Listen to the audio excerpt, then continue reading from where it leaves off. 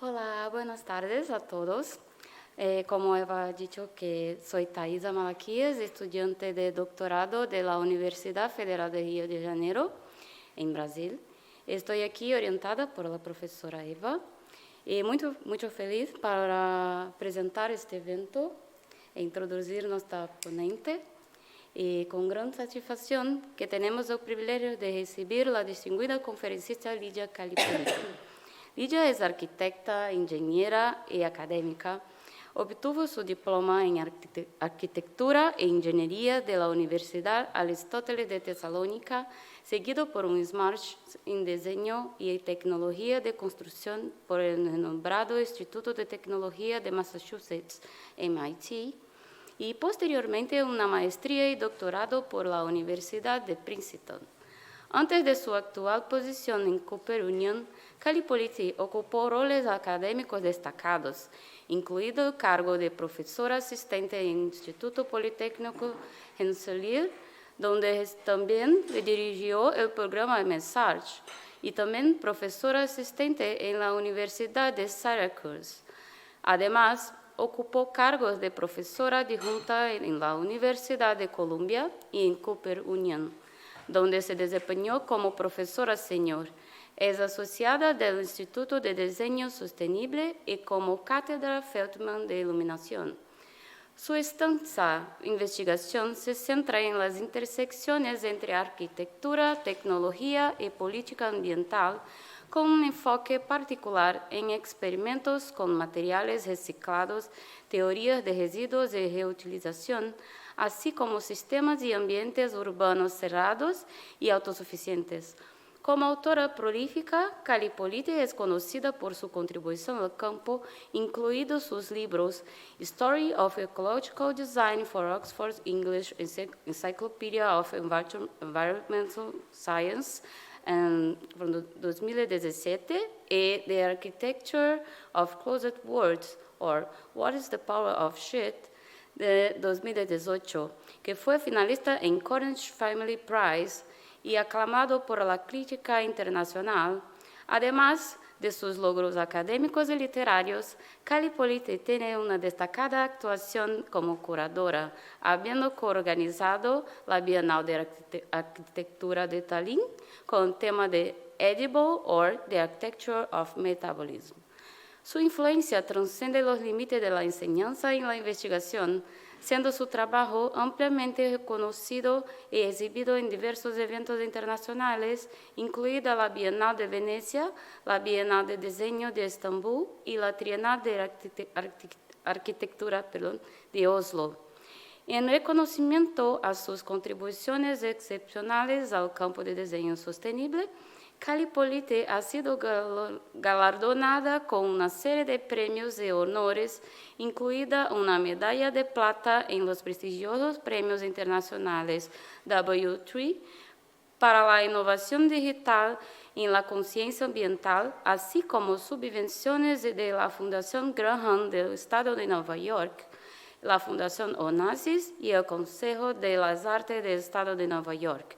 Lo más recientemente fue reconocida como innovadora líder en diseño sostenible en los premios BILD en los años de 2019 y 2020 y el premio de Design and Video Awards en 2021. Por su vasta y significativa contribución al campo de la arquitectura y su incansable dedicación a la investigación y práctica sostenible, es con gran entusiasmo que la recibimos hoy para compartir su conocimiento y experiencia con nosotros. Gracias.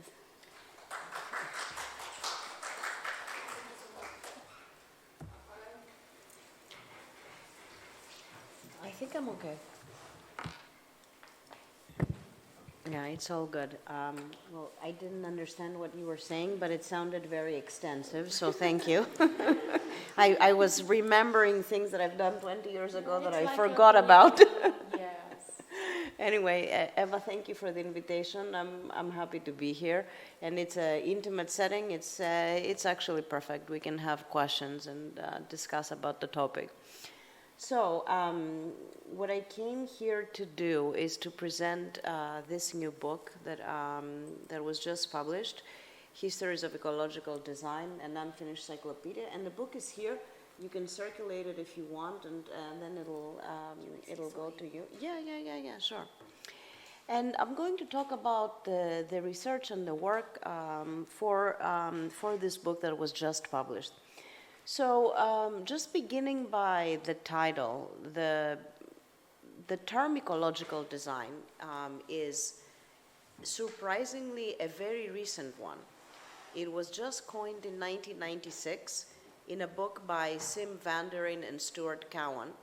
And the argument for what ecological design was that it represents the seamless integration of natural processes with human activities to minimize environmental impact.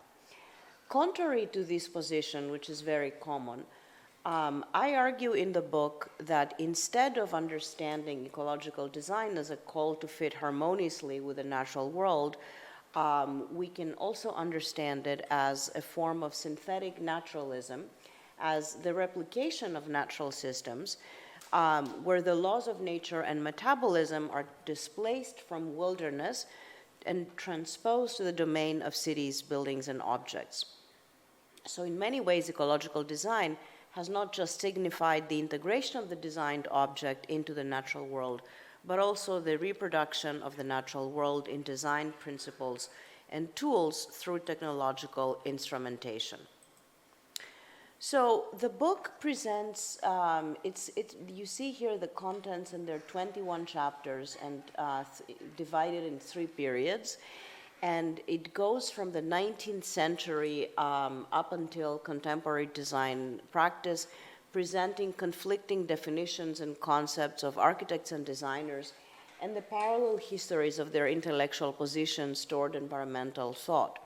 It examines different kinds of ideas of what nature is, admitting that each one of these is a fabrication, a cultural construct, and showcases that ecological design starts with the reconceptualization of the world as a complex system of flows rather than a discrete compilation of objects, which is a kind of reorientation that Georgi Kepes, who was a very important visual artist at MIT, described. It is one of the most fundamental reorientations of the 20th century.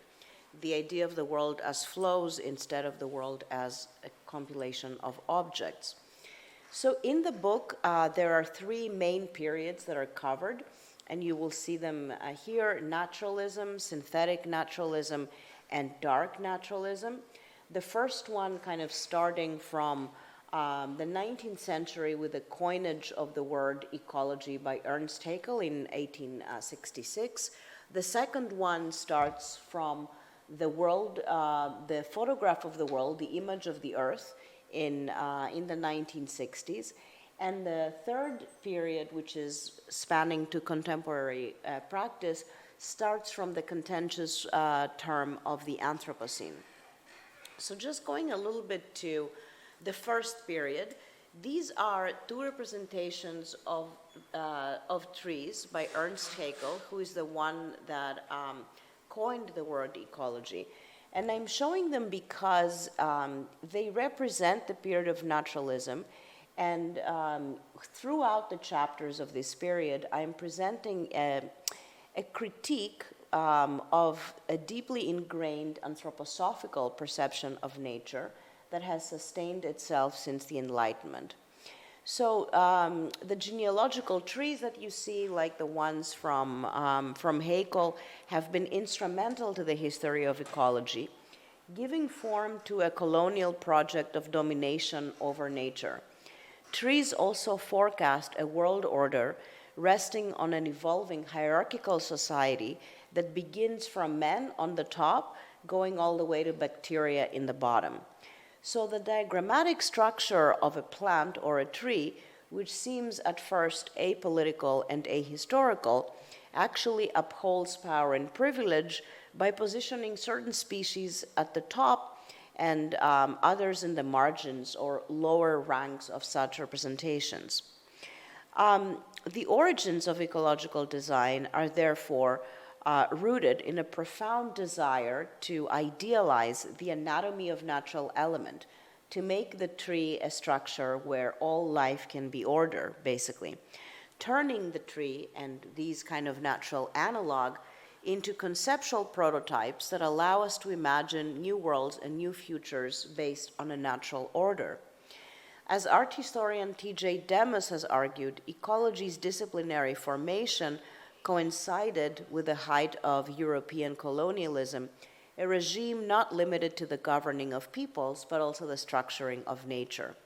So ecology is not close to the kind of innocent idea of being connected with nature, but we can also see it, if we examine it in different versions historically, as the science of empire.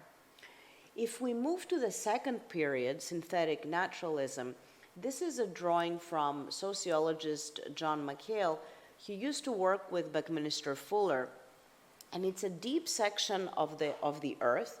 It starts from the core of the earth and going all the way to the stratosphere, and it really it makes a very simple argument that we build in the sea level, like that very thick line, but the impact of human activity goes and leaks into all of these other layers. At the same time as there's an understanding of the repercussions of human activity into all of these other layers of the deep section of the earth, it's important to see that in the mid-20th century, ecological design was a kind of world planning, the design of the planet itself. And this is something that is a kind of evolution of how things have been historically. And Buckminster Fuller, Ian McHarg, and John McHale were complicit in that project, that the planet itself is an object of design. So going now to the third period of dark naturalism, this is an illustration, it's a representation of space debris that accumulates around the Earth.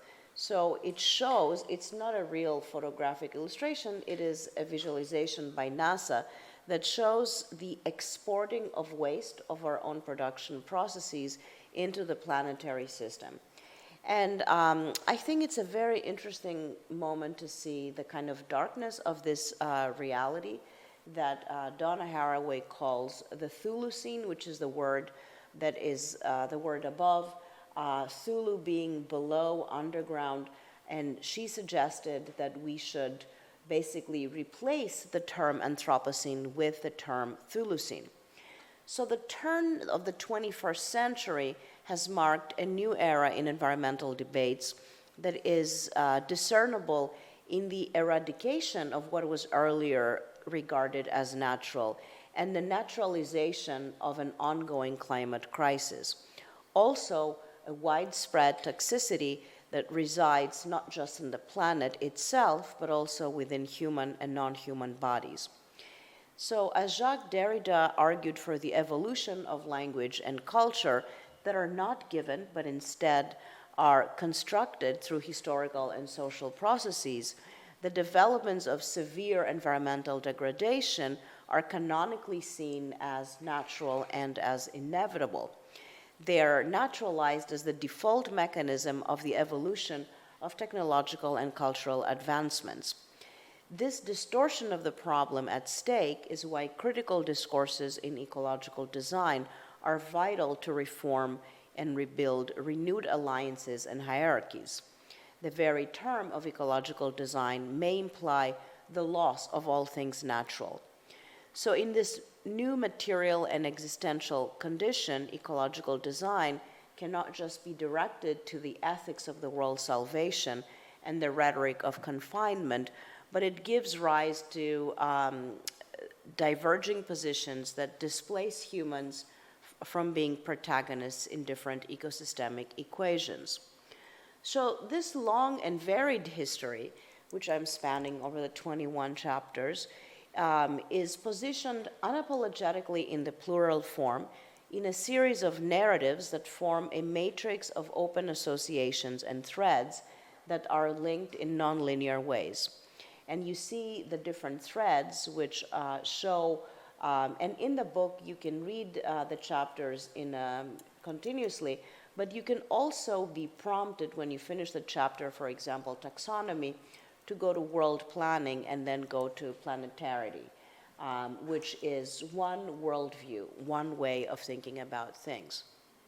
The hope is that this unfinished cyclopedia may produce new interconnected categories, a wayfinding of environmental worldviews. So the scope is not to examine everything chronologically, but also in rendering evolving perceptions of nature in relation to culture and the occupation of the planet by human and non-human subjects. And of course, this process was not something that came so directly. It was being kind of worked and reworked for years, and these are some of the sketches. There was a lot of thoughts of different threads, and I had encouragement from my colleague and mentor, Anthony Vidler, to whom this book has been dedicated, to continue writing, basically. The story of writing it began from an online research, a very short version of this book, which was written for Oxford English Encyclopedia in 2018. And in order to write this, I had to face the problem of writing an encyclopedia requires the writer to write from different perspectives, something that does not just create a critical argument as in the form of a manifesto and sustain that argument and advance it, but really having like multiple tentacles in your brain and approaching different subjects from different lines of thought, very similar to what Donna Haraway describes as tentacular thinking, that have a creature like the octopus, which has become her emblem, that has many heads at once and not aligned to a central avenue of thought. So on that front, a quote by Foucault was very important for me to read while writing this text, where it basically mentions, it's about the death of an author, and many of you are doing a PhD, so it's very interesting to read that. What is an author? Because writing, he says, is linked to sacrifice and a voluntary obliteration of the self. The work itself attains the right to kill, to become the murderer of its own author. So there are many objectives in the revision from the online version to the printed version, and one was to decolonize notions of environmentalism and open the framework to produce a historiography that empowers historically disenfranchised environmental narratives. Since the original publication, I worked toward enlarging the scope of the project and augmenting its cultural and geographical disciplinary boundaries. There's also an acknowledgement that ecological histories, in many ways and forms, reflect hierarchical modalities of domination, ones that are bent on controlling knowledge and shaping the physical and material world into ontological and scientific worldviews. Architects and designers have been complicit in the hubris of this position, that we are the caretakers of the planet and we have the power to analyze the world, devise hierarchies, and construct ideological cosmologies that become norms. Today, at a time that Western traditions are being questioned, it is crucial to acknowledge that the history of ecological design is a deeply rooted extractive colonial project. Despite, however, this disclaimer, the book does not offer alternative indigenous histories, but it reassesses the values entrenched in the various perceptions of ecological design as an ideological instrument and as a didactic structure. As Andrea Branzi argued in the 1970s, nature is not necessarily a physical entity or a neutral and free structure, but a great general product that must be wrapped up to create an image of itself. In addition to writing, which is for me one form of research, the research findings of each chapters were illustrated in original drawings. So there are 18 original drawings that enhance the context of each chapter. And you see that they all come from, like you see that there's an image, and next to the image in this little exhibition that I just exhibited at the Cooper Union in New York City, the images are constructed from iconic images from archives, and they're kind of assembled together to create this new visual territory. So you see here the kind of archival images that compose the world of the new image, almost like a visual reformation of a historical field. So today, being with you, I will examine two threads, two histories, and the first thread that I will show you is what I call the climate project, going from the chapter of acclimatizers to climaticists to the topic of resilience. And the acclimatization project, for that drawing, I was inspired by the drawing that you see on the screen, which was originally drawn in 1790 from a British artist, Robert Dodd, which is called Mutiny on the Bounty, narrating a very famous story of the armed vessel Bounty that was Royal Navy's botanical mission to the South Pacific Ocean in order to acquire breadfruit plants and transport them to the West Indies in 1787. What's less known is that the valuable object that was on the ship was plants, and these ships that were transferring basically plants to colonial territories were extremely valuable objects, and that's why the mutiny happened. And the ships were called floating gardens or floating forests. So the chapter starts from understanding this little device that you see on the screen, which is the Wardian case. It is an early type of terrarium, and it is the technological medium that basically enabled colonization and the geoengineering of territories. These small case greenhouses that were widely used in the 19th century, protecting foreign plants imported from Europe to overseas, because before that, any kind of life on the ships would die from long sea journeys. So plant transference was critical for colonial territories, which became bioengineering laboratories soon after they were discovered, and places where new ideas about health, acclimatization, and climatic improvement were put into practice.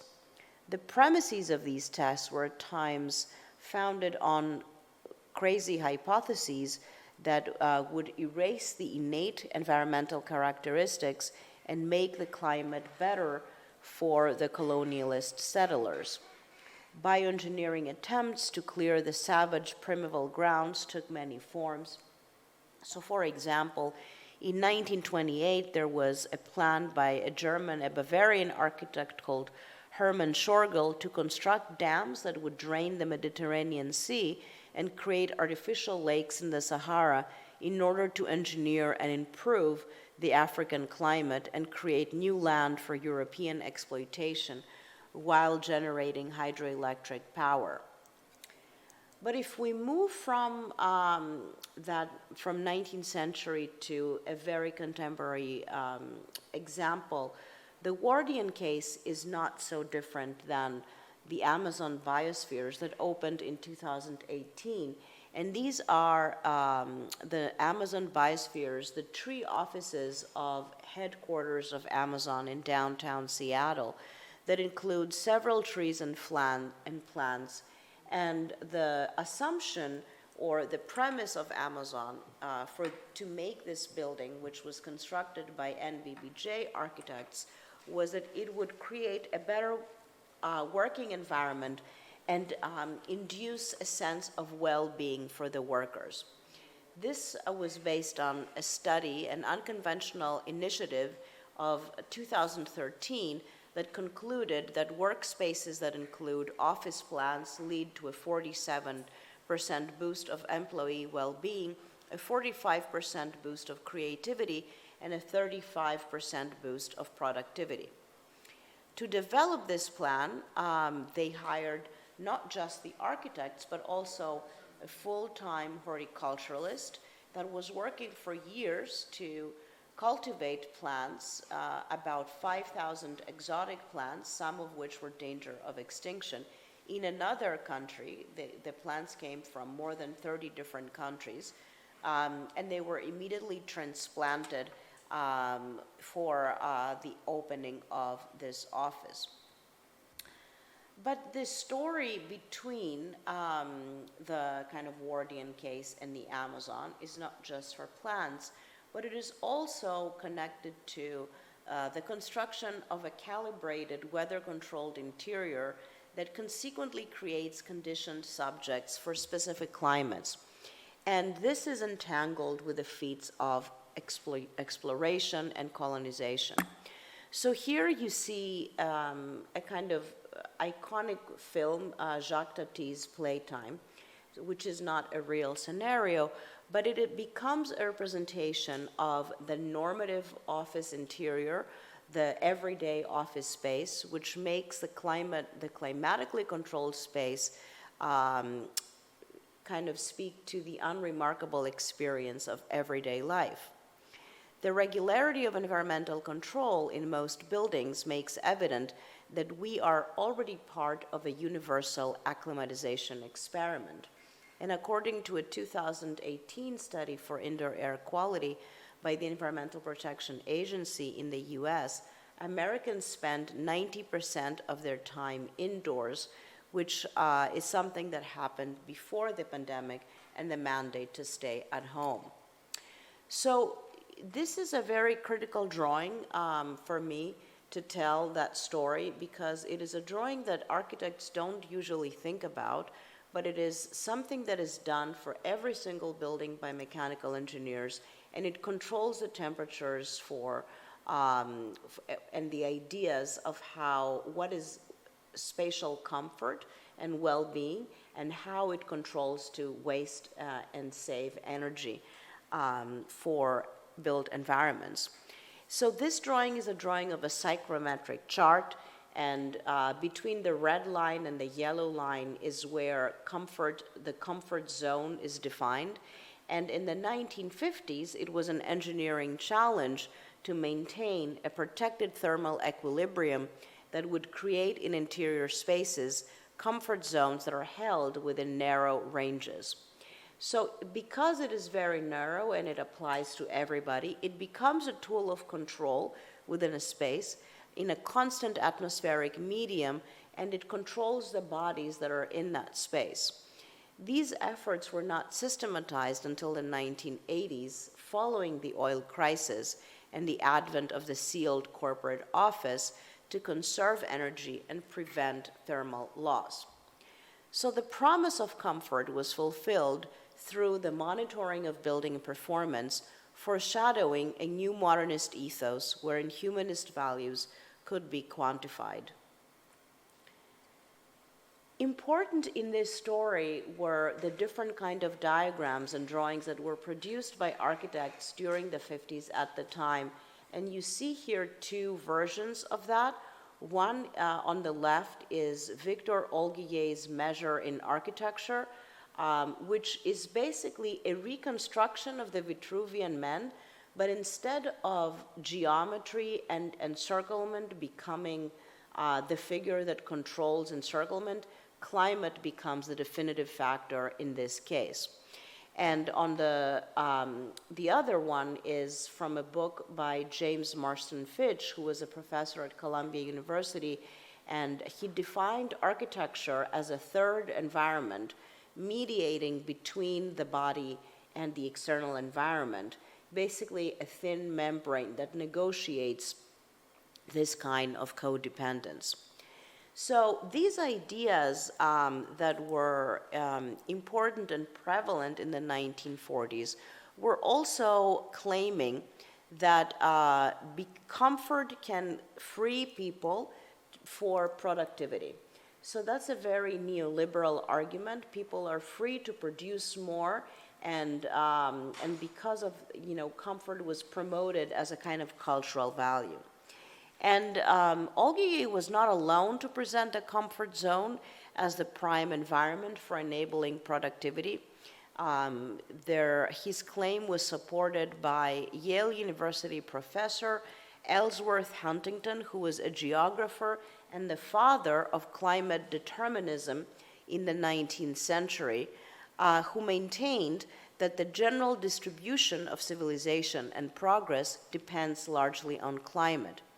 Earlier in the century, Huntington had contended that race, as well as racial consciousness, was the result of climatic conditions and the mass migration that led to the distribution of humans in different biomes. Now, these ideas were kind of put in effect in very precise formal settings, and particularly the modern interior.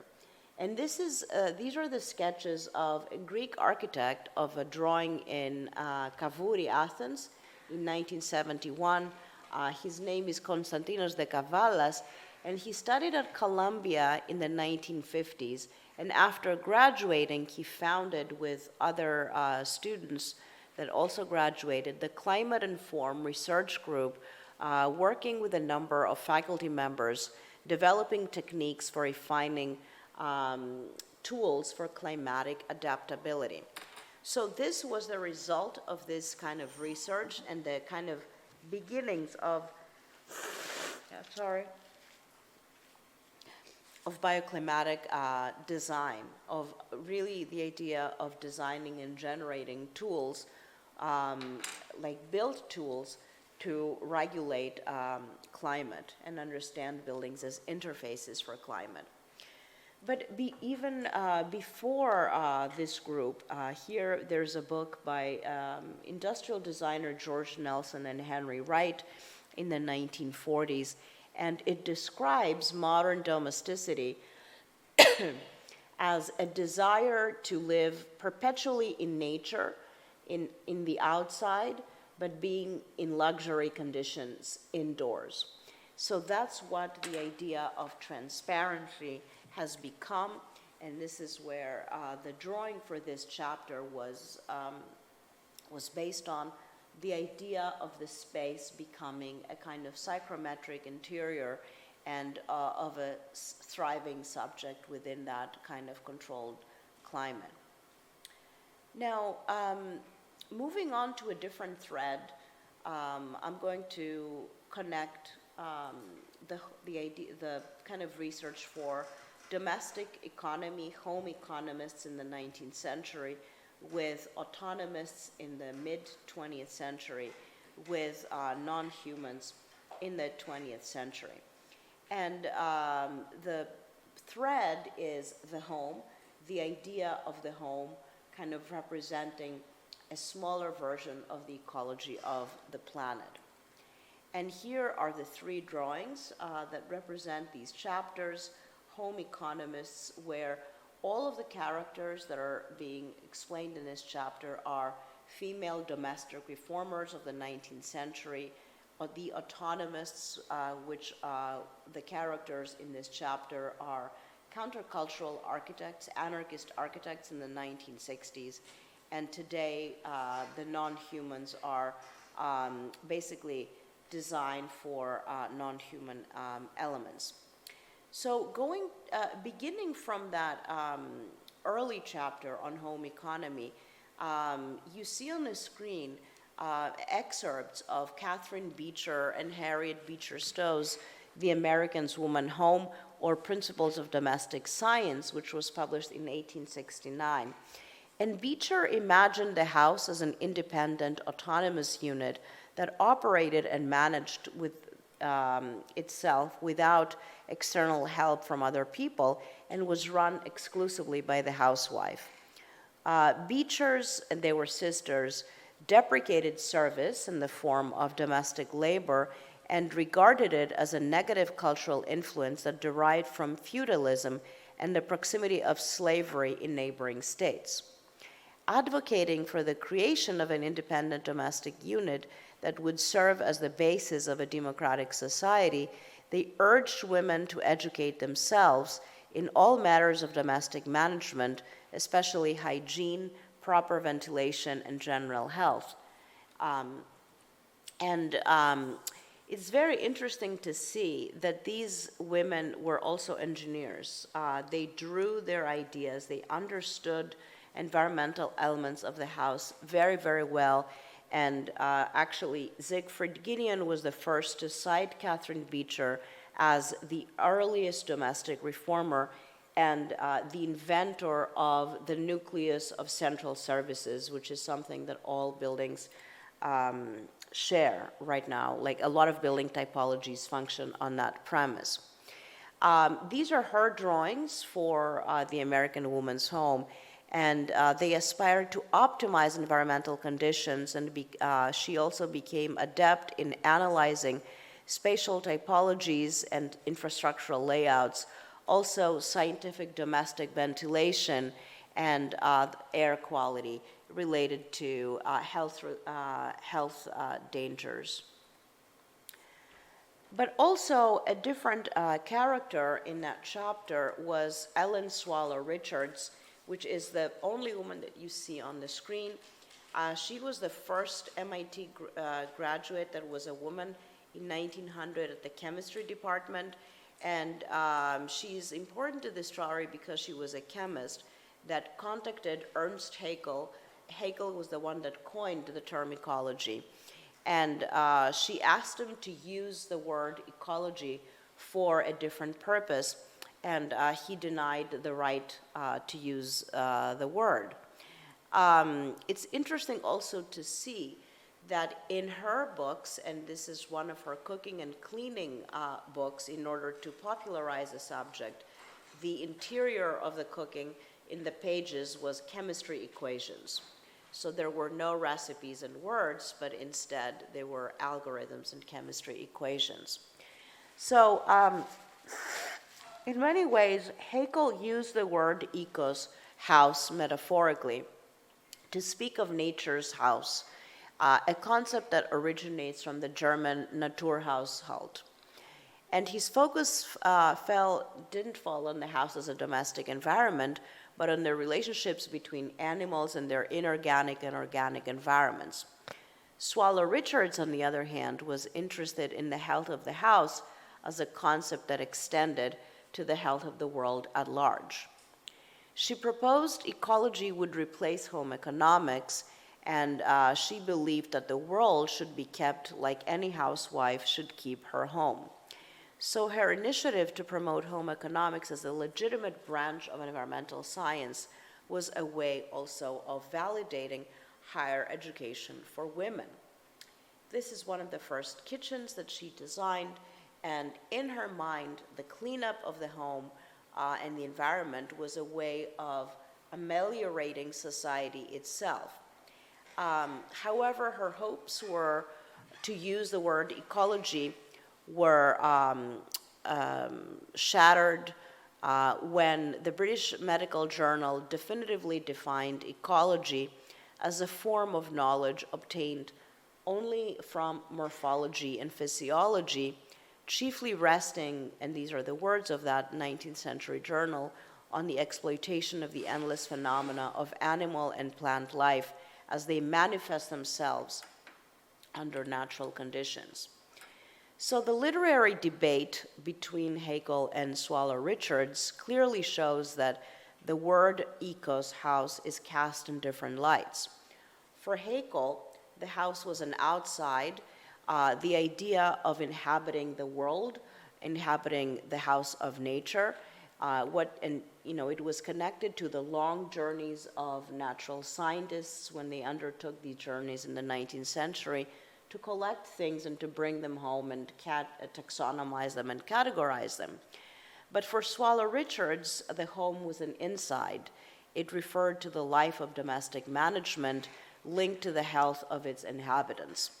So she envisioned ecology as the projection of the interior to the outside world and a form of municipal housekeeping.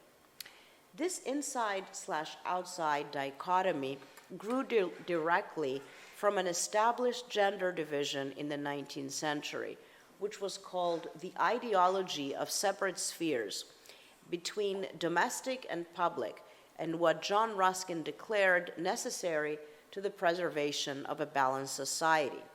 So in Of Queen's Gardens, a lecture that he delivered in London in 1864, Ruskin said that the role of men was to venture in the public sphere and earn a living, while the role of women was to remain at home and maintain it as a sanctuary for men to return.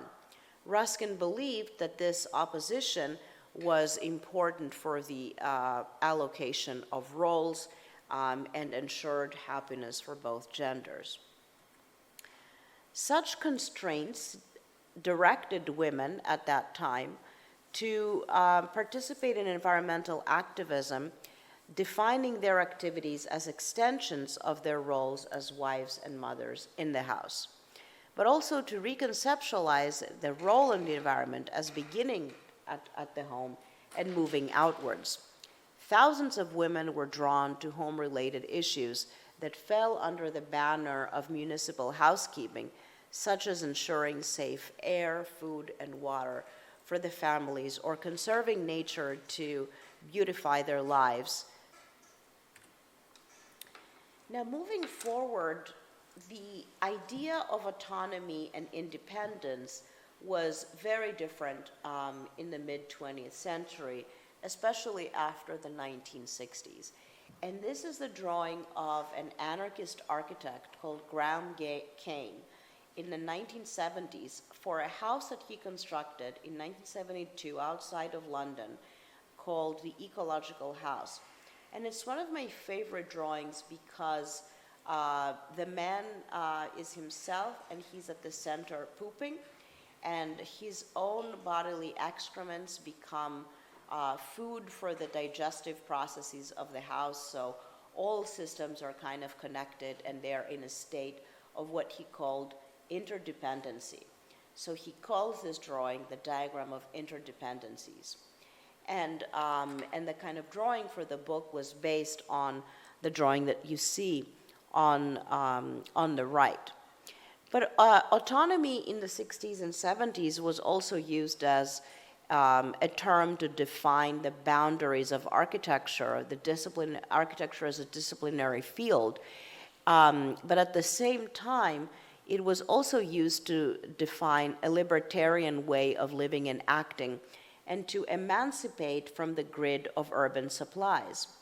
Like this, emancipation was understood in correlation of slavery in the 19th century household of the home economists. Here it was understood as a tool of political resistance to centralized authorities, as these were formed in the tentacles of the power grid. The house of basic interdependencies off the grid was linked to the individual's liberation from authoritative state mechanisms. So a lot of these ideas were inspired by anarchist writers, and particularly an important influence was Murray Bookchin's vision for societal transformation initiated by self-empowerment, which appeared on the cover of London magazine Anarchy in 1971, which is the one that you see on the screen.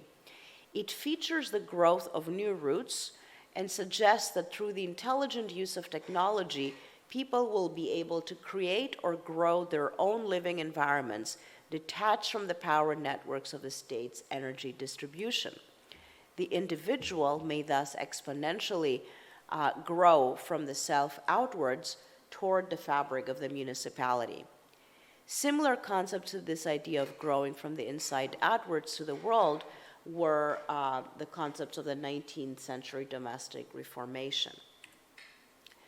So when speaking of the house and other species, animals and non-human organisms, the notion of autonomy resurges in Jacob von Uexküll's notion of Umwelt, a self-world which an organism composes both perceptually and materially, to live inside and act as a subject.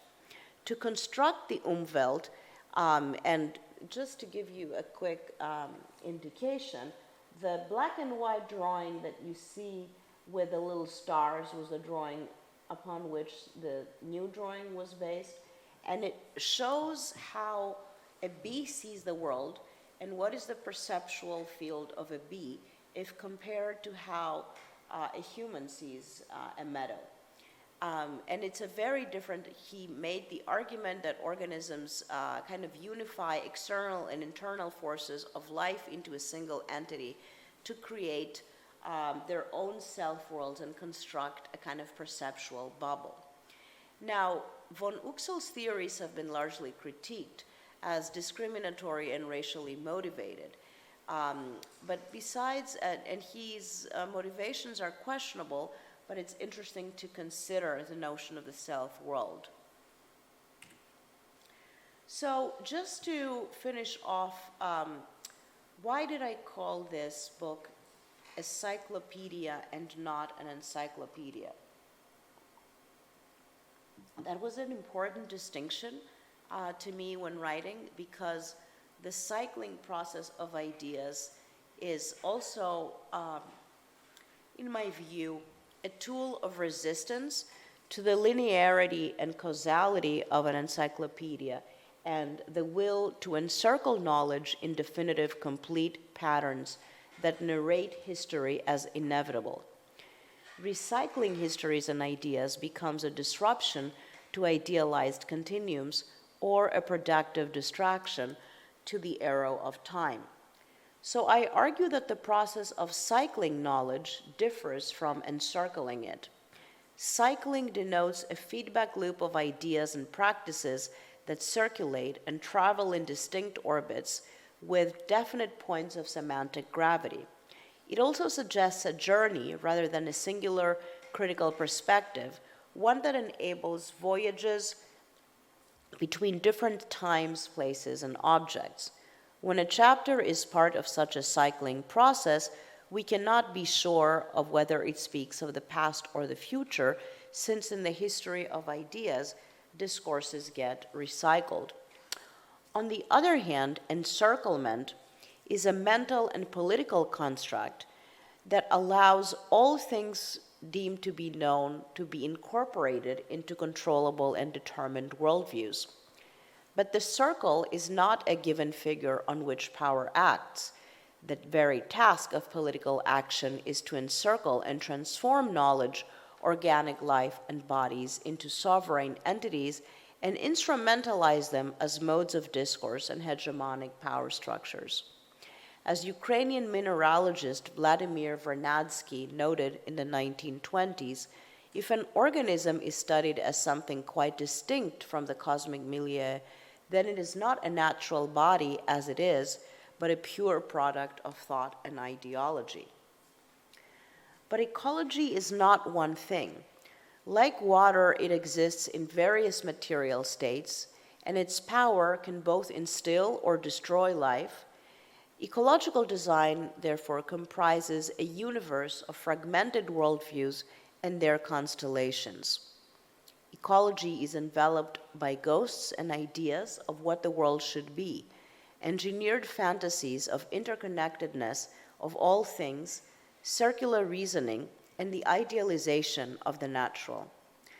If ecological design is a kind of world-making, then any account of it must address what a world is and what a world is for. So with that, I want to thank you for listening, and we can talk, we can have questions.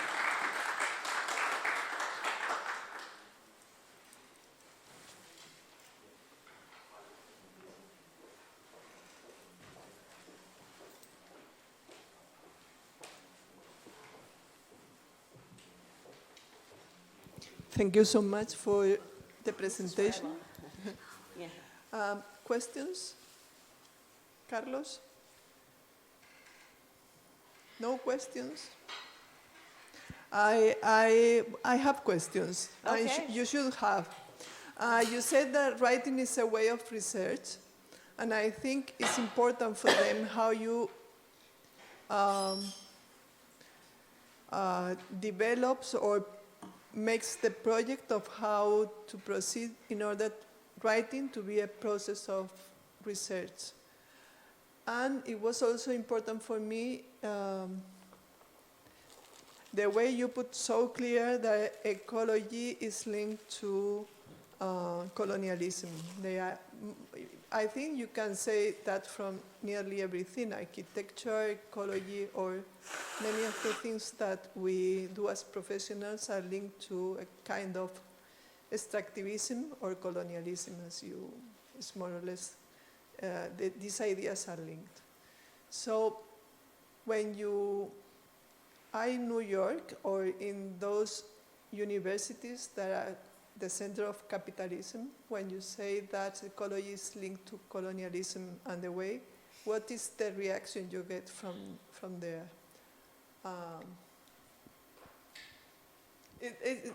No, it's a very interesting question. I'm thinking because New York is very diverse and there are many different kinds of audiences, which is what I like about it. So even though it is the center of capitalism, it's the first place that the need for decolonizing education was spurred a few years ago. And in many universities, there have been, I was part of a decolonization task force at the Cooper Union, and I know for a fact that similar task forces are at Columbia, at Princeton, all of these universities. So even though, you know, we have Wall Street and the kind of beating heart of global finance down the street, there's a very direct, urgent need to redefine what architecture pedagogy might mean and how to decolonize it. Now, I also said, I'm sorry, I have a cold. I got a cold in the plane coming to Spain. I also said that even though that's a kind of critique, the book doesn't present indigenous histories. It has a chapter on land narration which presents some of these histories, but it doesn't have the material. It's not one of these books that kind of put together indigenous histories because there is no material. Like Western traditions have not been keeping archives of these other avenues of thought that precede language and were so inherent in the lives of people and were passed on from generation to generation. So how to do that, how to decolonize a pedagogical curriculum is a very complicated enterprise because we have to invent the material and we have to kind of actively look for it. But you would be surprised in an academic environment in New York, you know, people agreed to that. Like I was at Columbia, there's a graduation next week, and the School of Architecture requested to change the music to like First Nations music instead of the marching bands of the. So it's a very, let's say, a topic which is at the heart of many researchers there, not just myself. No, I know that Andres Jaque, that is Spanish architect. He's a very good friend of mine. Yeah, I know. But for example, we have a lot of students coming from Latin America. They come to Europe to research or to study, and then they come back to their countries and they are using the Anglo-Saxon theories or knowledge that was spread at universities. And some problems I have with them is they have to construct their own knowledge, avenues of thought that you have said.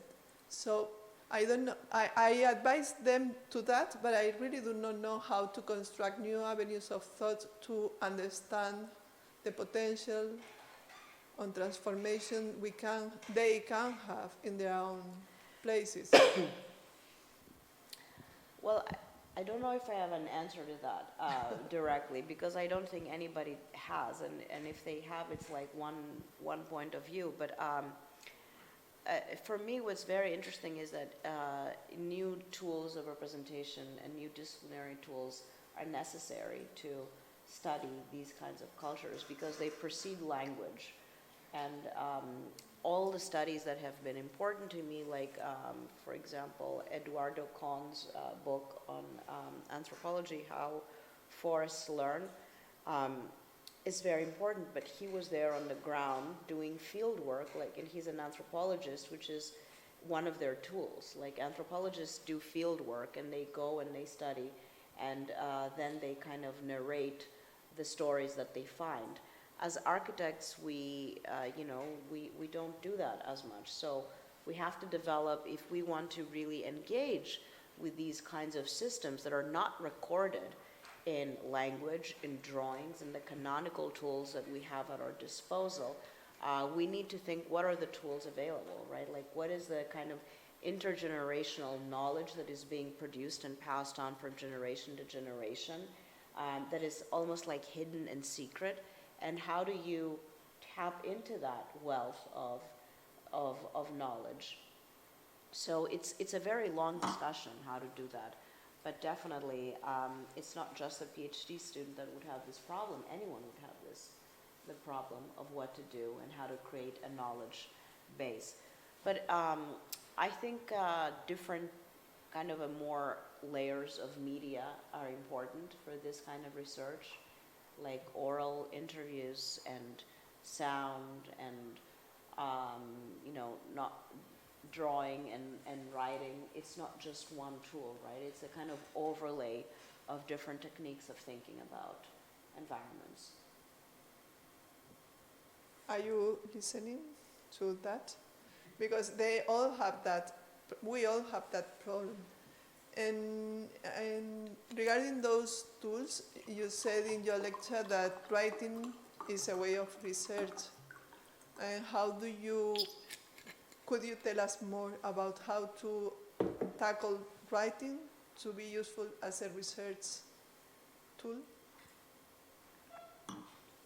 Well, I don't want to go into too many details about how I write because it's just my way of doing it. But I write and rewrite, and I think that's a very important process. Like it's really recycling ideas is extremely important in the way that I approach writing. So every text is multiple layers of writing. It's not just one thing, but writing is a linear tool, and how to, it has a beginning and an end, and how to create like different ways of reading within the context of a book that doesn't go from beginning to end is something that I'm very interested in, and I'm exploring with, in this book in particular, I'm exploring it through the different threads of interconnected avenues, and in other books, different kinds of taxonomies, so that it doesn't become, it becomes a resource of open associations, which is the way we see the world mostly. Like, it's very hard for people to start a book from beginning to end, but it's very easy for any of you to open it in the middle and read one chapter and get a kind of, and digest one snapshot of that. But before you came, I was talking with some of the researchers, with Lydia, and she had the concern of, what do you know that what you are saying is valuable? Because this is, when you are writing, you are not able to have a neutral point of view. You are writing with your biography behind what their way of thinking. We have the idea of scientific research to be neutral, to be only one way. So I was talking to them of Donna Haraway on all the things that you have mentioned. But you are talking with your prestige when you say something is going to be heard. But when we are writing, we are always uncertain of what we are saying is good enough to be said. How do you manage that way of doing? I don't know if there's an answer to this question. Like, I think you just have to say what you need to say. Like, there's no, way of determining value, of assigning value and removing value. I think that it's really important to put yourself in the writing, to not try to be like a kind of external observer of things. Like, to me, that's extremely important, because you will be inside there anyway. It is one way of looking in the world. So nobody writes a kind of, history is not an inevitable. Like, what has happened in the world is not an inevitable narration of things that have happened, and there's one way of telling them. The way stories are told and the way they're seen is kind of many parallel histories that are built one upon the other. So I think it's important to, I don't know, like, not think about that and just say what you have to say. Elia, do you have something to say? No? Are you? Like, I really saw you citing Donna Haraway, and she has this like situated knowledgement, and what I see, it's like the science we created from historical revisions we have now, seeing like this is not neutral. There's a way to, they tell us things, they build, the field was built like in a way that now we are in a world with lots of changes happening simultaneously, and we have lots of questions, like we are seeing this history and telling like, what did we miss, you know, the points of view. Mm-hmm. And what I see in my research is like it's part of my research, like seeing the historiography, the androcentrism in historiography of the androcentrism. Anthropocentrism. Yes, yeah, but it is. It's a very androcentric, like in the figure of the man, and we can see some figures that you exposed here, like the Vitruvian man and all the derivations of this knowledge built by the figure of man. So this is something we have to pay attention, and not like to deny it, but to deconstruct the view, like this is only the only one possible knowledge, like that's the truth, absolute truth. So, like Gideon introduces those manuals made by those sisters, something I've read from my research too. So this is something I would like to learn from my graduation, but I'm learning like today, 10 years later. So this is important, this kind of knowledge being spread, you know, to have some, how can I say, to reach more people, so people can think like there are another points of view, not another kinds of people contributing to the field that we didn't pay attention before. So I'm very happy to learn things today, like some things I already knew, but some things I didn't. So very happy to learn here today. Thank you. Thank you. Okay. There was a question? Lydia, this is a question from Soledad from Chile. And this is, hello, Soledad from Chile.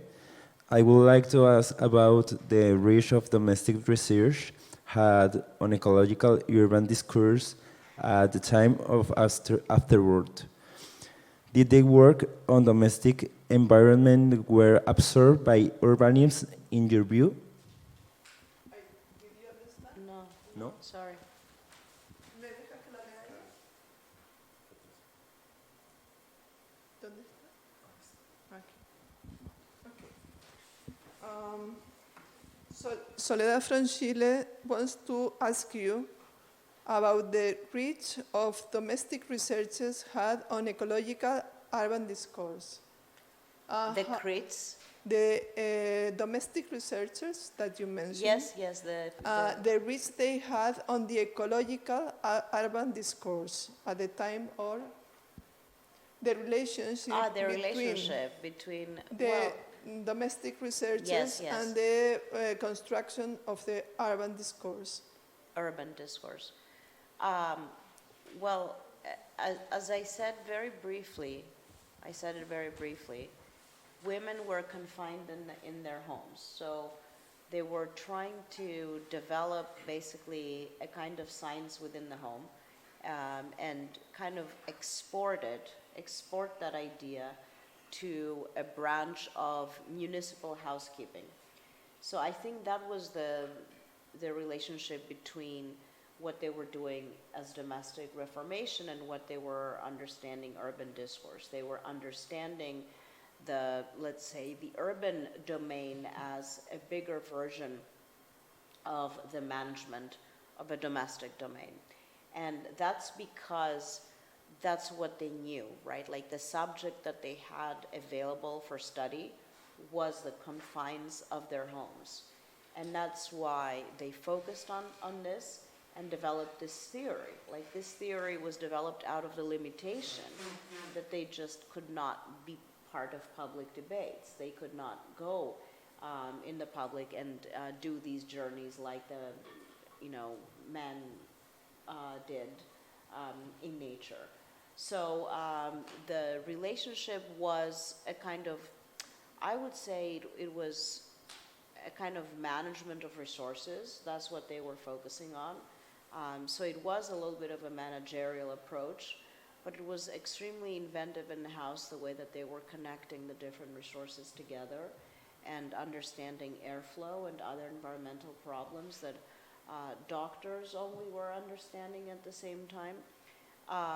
But the home, especially domestic reformers, were mostly in America, and American is not, it wasn't urbanized a lot in the 19th century.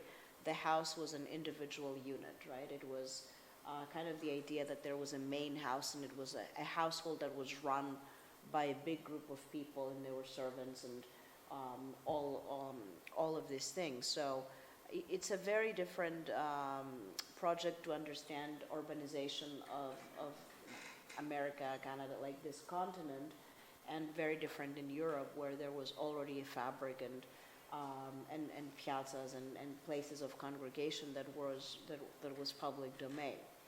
But overall, to summarize, the connection of the domestic reformation to urbanization was based on the idea of municipal housekeeping, of the urban domain becoming the house in a bigger scale. And I was eager to know if you have mentioned in your book the work of Dolores Hayden and Dolores. No, I know Dolores Hayden. No, I did not. You didn't go because Catherine Beecher was mentioned by her in her work, The Grand Domestic Revolution. Oh, she mentioned Catherine Beecher. Yes. No. I was like, Catherine Beecher mentioned Dolores Hayden. No. But Yeah. Dolores Hayden mentions Catherine Beecher. Yeah, of course. No, I did not, because I did not. I just didn't include it. And do you know the work of Susana Torre? That I don't know. Okay.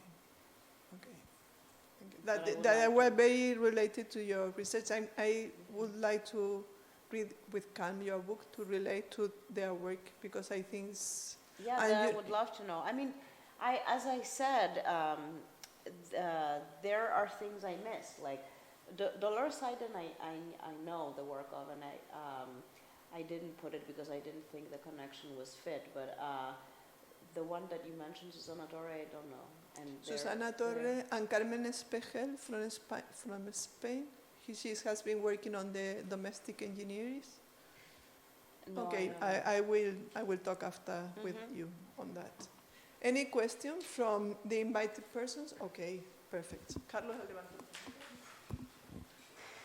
I have some questions about the research methodologies, but we can speak about that after lunch. But now focusing on the book, as it's an encyclopedia and there is no conclusions. The last episode is about living fabricators. I was wondering, Would you want a conclusion?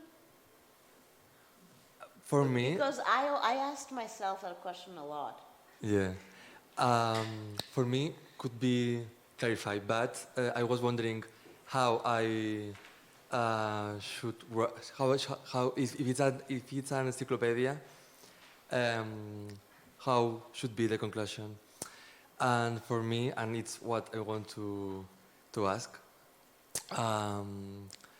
Next 10 years, if there is a second or third or fourth edition of the book, which episodes would you write about? If I add something. But could be in the past, before the 18th century, or could be in the contemporary design. There is going to be a second edition, I know that, but I don't know if it will be reformed. It's a very good question. To be honest, I don't know the answer. And in the end, like, books are what we can make of them, you know, like dissertations are what we can make of them. I thought for a long time, should I write an epilogue? Should I not write an epilogue? Should I write conclusions? Should I not? You know, like, it's just like you were thinking about your dissertations. And in the end, I was like, okay, I can't do it. I don't know what to say as a conclusion, and I just left it like that. But it was also because I did not want it to conclude. You know, I wanted to leave it open-ended, and I wanted to make sure that it's an unfinished project. It's a project that is based on the associations between the pieces and not based on a conclusion. In my previous book, I did write a conclusion. And a lot of people said that the conclusion helped them see the book in a different, maybe, I don't know, maybe I'll write one in the second edition or something. But what would I write? I don't know, it's very new, it just came out. So I guess that in a year from now that I'll lecture in different places and go and ask questions, I'll know more what to tell you. But I don't think that I will add more chapters. I think that I would add more threads or clarifications of how to write in a journey, you know, like what a journey means in the way that you read. So, So thank you very much for the presentation. My name is Hilal, and I was curious about the microclimates project that you showed very briefly, but didn't really explain. yeah. And I was specifically curious if it is related to those small greenhouses that were used to transport plants from. No, actually, this Okay. is this project was. I at the same time I have a research practice. So this was something that I put it here because this is that interior of Jacques Tati's Playtime. I rebuilt it here in this model, but with the thermal diagram of the psychrometric chart, and it was basically a psychrometric interior. And the man that's here, that's like on the model, is a famous scene of that movie. And this was a model for the Venice Biennial of 2021. It was part of a project. So there were many models that were replicating. I do this thing quite a lot. Like I take a scene or a precedent and I kind of transform it. I build it, or I draw on it, or I change it in a way that makes sense to the project at stake. And for this particular one, I was speaking about the climatically controlled interior, and it's within a bubble. So I used that image to show it. But I have a website and you can see it there, the Microclimates Project. Okay, thank you very much.